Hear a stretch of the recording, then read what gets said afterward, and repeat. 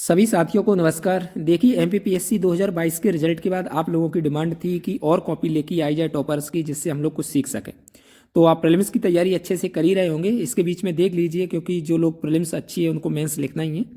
तो ये स्वाति जी की कॉपी है, जो कि एमपीपीएससी 2022 में डिप्टी कलेक्टर के पद पर चयनित हुई हैं। ज्योग्राफी की कॉपी है, यानी पेपर फर्स्ट का पार्ट बी, जिनके इनमें 95 नंबर आए हैं आउट ऑफ 150। तो काफ़ी अच्छे मार्क्स हैं, काफ़ी चीज़ें सीखने को मिलेंगी। सबसे पहला प्रश्न है बोलिविया का पठार आपका, जो कि वर्ल्ड ज्योग्राफी का क्वेश्चन है। इसमें इन्होंने देखिए सारी चीज़ें स्पष्ट रूप से लिखी हुई हैं। ये एक अंतः प्रवर्ती पठार है, अवस्थिति इन्होंने बता दी बोलिविया, और ज्वालामुखी पठार है, और टिन खनिज हेतु प्रसिद्ध है। तो काफ़ी फैक्ट लिख दिए हैं और इनको 2.5 नंबर इस क्वेश्चन पे मिले हुए हैं। सेकंड लार्जेस्ट ये भी इनको लिखना था, जो कि रिव्यू में दिया गया है। उसके बाद ये आप देखते जाइएगा, मैं इसको स्क्रॉल करता जाऊंगा और ये कॉपी हम टेलीग्राम पर डालने की कोशिश करेंगे। पिछली वीडियो का टेलीग्राम लिंक नहीं दे पाया था, लेकिन इस वीडियो में हम टेलीग्राम लिंक जरूर देंगे, लेकिन 2 दिन के बाद। तो ये देखिए वर्ल्ड जो आपकी झील है वो है, झील कैसे लिखना है। ये झील काफ़ी चर्चा में रही थी। अवस्थिति कहाँ पे, लद्दाख में। हिमानी निर्मित झील है, ताजे पानी की झील है। देखिए यहाँ गलती कर दी इन्होंने, ताजे पानी की नहीं है, ये खारे पानी की झील है, तो इसको ध्यान रखना है आपको, ठीक है। उसके बाद ये सर्वाधिक टिन के भंडार कहाँ पाए जाते हैं, तो उसके बाद इन्होंने सिर्फ ये यहाँ पे दे दिया है, जो कि गलत दिया गया है, क्योंकि इसमें कोई मार्क्स नहीं दिए। और सबसे बड़ी बात है, ये भारत में पूछा था और इन्होंने पूरे विश्व का लिख दिया है, तो इसलिए भी ये चीज़ भी आपको ध्यान रखनी है। उसके बाद ये देखते जाइए, इनके बड़े क्वेश्चन हमें देखने हैं, जिनमें काफ़ी अच्छे मार्क्स इनको मिले हुए हैं। आगे हम देखते जाएंगे। ये देखिए, निर्माण प्रक्रिया के आधार पर पर्वतों का प्रकार बताइए। क्या पर्वतों के प्रकार बताना है। तो देखिए यहाँ पे निर्माण प्रक्रिया के आधार पर पर्वत, विनाशात्मक प्लेट, भ्रंश प्रक्रिया के आधार पर, ज्वालामुखी प्रक्रिया के आधार पर, भूस्खलन जो होती है भूसन्नति उसके आधार पर। 4 इन्होंने पॉइंट लिख दिए। हालांकि इसमें जगह घेरने की कोशिश की गई है, और हो सकता था थोड़ा सा यहाँ पे मैपिंग भी की जा सकती थी, तो और काफ़ी अच्छा रहता, लेकिन इन्होंने लिखा है, ये अच्छा ही लिखा है। विश्व में वर्षा के वितरण समझाइए। तो ये वर्षा का वितरण इन्होंने, सबसे अच्छी बात है इन्होंने 4-4 पॉइंट दिए हैं और उनके एग्जाम्पल भी देते गए। ये देखिए 4-4 पॉइंट हैं और उसके सारी चीज़ें दे दी हैं इन्होंने। उसके बाद ये देखिए मैपिंग भी प्रयोग की गई है। दंडकारण्य पठार छत्तीसगढ़ झारखंड में, भौगोलिक विशेषताएं बता दी इन्होंने, क्योंकि भौगोलिक विशेषताएं बतानी थी और इसकी उपयोगिता बतानी थी। तो कोई भी पठार होगा उसकी उपयोगिता यही होगी कि ये खनिजों का स्रोत है, जल विद्युत व पर्यटन हेतु, और स्थानीयकरण में मददगार, उद्योगों के स्थानीयकरण में मददगार, क्योंकि अगर कोई खनिज होगा तो वहाँ पे उद्योग भी लगेंगे। और मैपिंग में इन्होंने बता दिया ये कहाँ पे है। तो इनको यहाँ पे देखिए 4 मार्क्स मिले हैं। कितने अच्छे मार्क्स मिले हैं।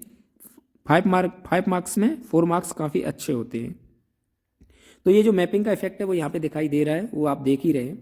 तो ऐसे साफ सुथरा लिखिएगा। कई बार क्या होता है ना, कोचिंग वाले ये भ्रम फैला देते हैं कि आपको जितने फैक्ट लिखने उतने फैक्ट लिख दीजिए, जो कि उतना अच्छा भी नहीं रहता है। सबसे अच्छी बात यह है कि फैक्ट और सारी चीज़ों का संतुलन बनाइए, और क्वेश्चन जितना साफ सुथरा लगेगा, ऐसा नहीं है कि घुचुर मुचुर उसमें भरते चले गए, कुछ दिखाई नहीं दे रहा है, लाइन के अंदर लाइन भरी हुई है, वो अच्छा भी नहीं लगता है।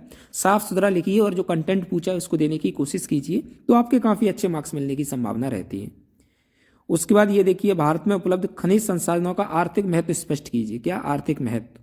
तो आर्थिक महत्व में देखिए इन्होंने सबसे पहले ये बता दिया कि भारत में खनिजों की उपस्थिति किस किस क्षेत्र में है, ये बता दिए। और उसके बाद इनका आर्थिक महत्व इन्होंने पॉइंट में दे दिया, और सब हेडिंग का प्रयोग किया गया है यहाँ पे देखिए बाकायदा, और फिर उसकी सारी चीज़ें देते गए। कॉपी आप देखते जाइएगा। मेरा उद्देश्य यही है कि आप खुद पढ़ें और इसको खुद से समझें।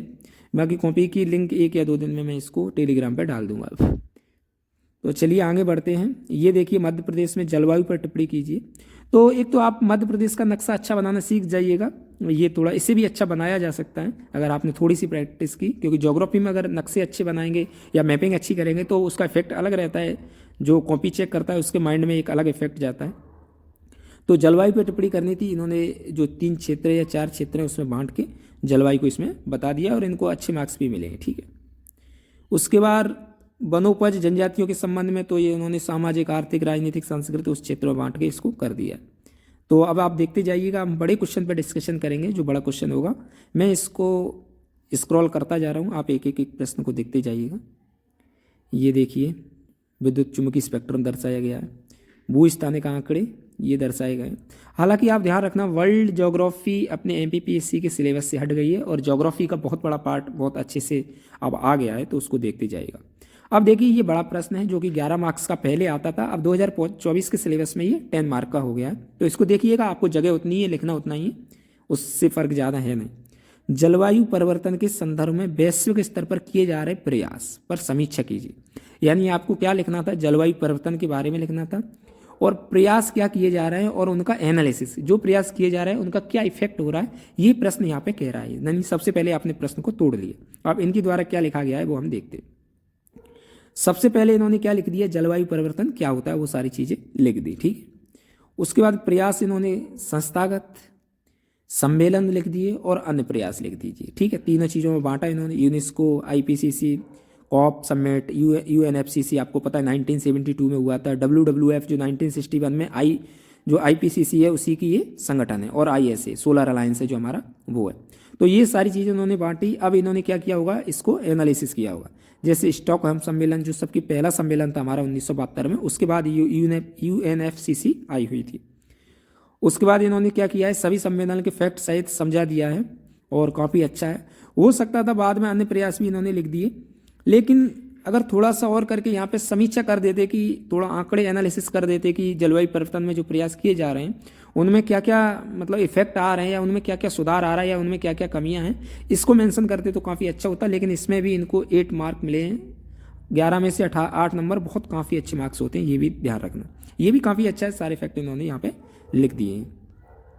उसके बाद आपको पता है फूड प्रोसेसिंग का है, खाद्य प्रसंस्करण उद्योग वर्तमान में भारत के समक्ष उपस्थित खाद्य संकट को दूर करने में सहायक हो सकता है। तो आपको सबसे पहले खाद्य प्रसंस्करण के बारे में लिखना है और ये खाद्य संकट को कैसे दूर करेगा वो पॉइंट यहाँ पे एनालिसिस करना है।